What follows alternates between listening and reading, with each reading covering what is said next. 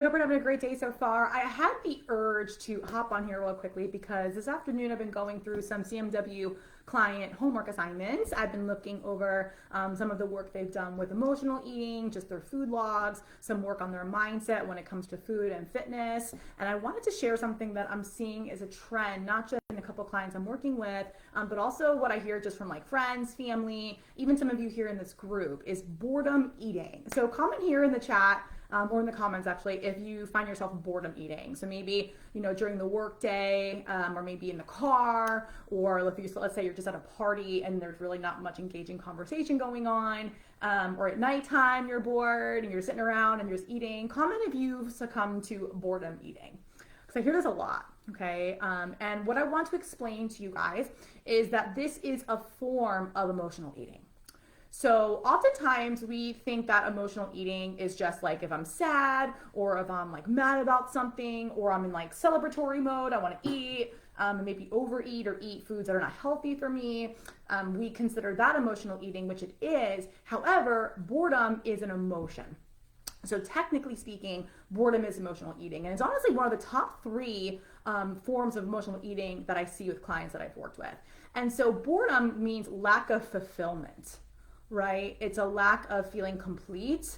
Oftentimes what I found is that I have clients that I work with that are busy. They'll tell me they're busy, but they're also bored. They're bored in their job. They feel like they're not growing or there's a lot of downtime, or they work a long shift, 10, 12-hour shift. Then they get home and then they're tired, of course, but they're also just bored and they're just kind of like relaxing and then they just eat even though they're not might be hungry. Okay, so what I want to talk about today are a couple of ways to feel more fulfilled, a couple of ways to feel more like you're utilizing your time wisely, that you are working on, growing. And I'm a big advocate of self-growth and personal development. Okay, and oftentimes, when we try to conquer boredom eating, someone might just tell you, oh, like go for a walk, or just put on a podcast, or just stop thinking about food, or go brush your teeth. Like these are probably the most common things that you've heard, but I want to offer you some other suggestions today. And comment below if you plan on trying any of these suggestions or if you've used these in the past. But like I said, boredom comes from a lack of fulfillment. It can mean that it's a good opportunity for you to learn something new or try something new, or better use of your time. So one of the things that I've actually started doing is I've posted this on my personal Facebook and Instagram is I'm trying to learn Spanish. Okay, it was my New Year's resolution to learn Spanish last year and I failed miserably, and so this year I'm on a mission. And I'm actually half Puerto Rican, some of you know that, but I did not grow up around Spanish. I wish my mom and grandma spoke more of it to me, but now at age 37, I'm going to learn Spanish. Yes, I took it in high school, college, a little bit post-college, I practiced it, but I want to get better. So one of the ways that I utilize my time instead of boredom eating is I will go on the app Duolingo, sorry. A few of you actually told me that that was a great app that you use to learn a language, or some of you are doing it right now. So instead of just like, in between meetings, for example, or at nighttime, instead of just eating, I might just pull up my app and do the Duolingo assignment for 30 minutes. I told myself if I do 30 minutes a day, over the course of 1 month, 2 months, 3 months from now, I'm just gradually improving, my Spanish. And anyone can find 30 minutes in a day.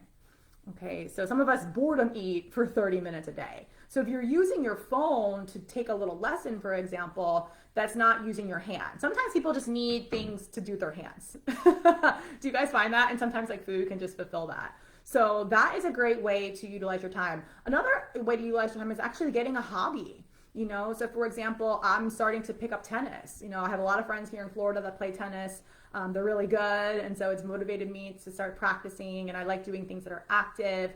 My dad is 64 years old, and he is an avid tennis player still, and I took some lessons as a kid, so I'm not terrible at tennis, but I'm not amazing either. So I'm trying to learn that new skill, and that's something I set aside like an hour a week to do tennis, for example. And so I find that if I have a lull in my week, that's when I schedule tennis. So having a hobby. I've had some clients that take dance lessons, or they might want to take up like knitting, or maybe they want to work on becoming a better writer. They sign up for a writing class. I find that when people use their time more wisely for activities that are fulfilling, okay, that is when we see a decrease in boredom eating.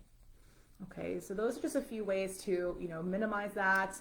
Something else too, some of us have done intermittent fasting before, right? So that means you're eating between certain hours, like 11 to 7 or 12 to 8 or whatever that 8-hour window is. If you're someone that snacks at nighttime, you're bored of eating at nighttime, and you give yourself a hard cutoff of I'm not eating past 8 o'clock, that's going to prevent the boredom eating at nighttime. But again, that's a little bit more difficult to do because you're not replacing the habit, right? So true habit creation doesn't just come from cutting one habit and starting something, and you have to replace it. So if you're just going to tell yourself, I'm not going to nighttime snack, sometimes that's not enough. Sometimes that works for some people. I know that helped me in the past, but other clients I work with, that's not enough. Like, we need something else to replace the eating. So what am I going to do instead? Right? So that can be something else. I also love doing the Wordle, which is a New York Times free game on my phone. If you just type in Google Wordle, and it's a little mind game. You try to figure out the word of the day. Okay. Reading can be another good one too. I'm an avid reader. A lot of you guys know that. Maybe you want to plan a trip, or maybe you want to learn more about, if it's your goal to visit Europe this year, or go on a cruise, or you want to go hiking in somewhere, maybe spend, 20 minutes a day, 10 minutes a day where you will be eating. Maybe you're researching a new trip you want to take. Okay. I think just occupying your time better. Okay. Comment below if any of these tips helped you guys. These are things I have found have helped me and some clients I've worked with. But again, I want you guys to understand that boredom is an emotion. But let's say you struggle with other emotions and emotional eating. Like, let's say you do eat out of, loneliness. You eat out of, if you're being upset about something, or you're angry, or you had a really crappy day at work. You're like, oh my God, the only thing that's going to make me feel better right now is 3 glasses of wine. Or for me, it used to be cookie dough, or Monster Trail mix was my thing. I talk a lot about that. Or maybe it's candy, or maybe it's chips, or maybe it's whatever it is. It can even be healthy foods, guys. A lot of times people say, well, I snack on nuts, and I snack on these cauliflower bites that I found, at Whole Foods. I'm like, well, cool, but those are all calorically dense foods. So if you're still on the weight loss journey, that's not necessarily going to help you, right? So I want to help you guys break those habits. And oftentimes, boredom aside, but oftentimes these other emotions you guys are feeling are deeply rooted, and they're deeply rooted in your ties to these foods. It's also deeply rooted in your, thoughts about consoling yourself. You're turning to food for comfort. Food is your happiness.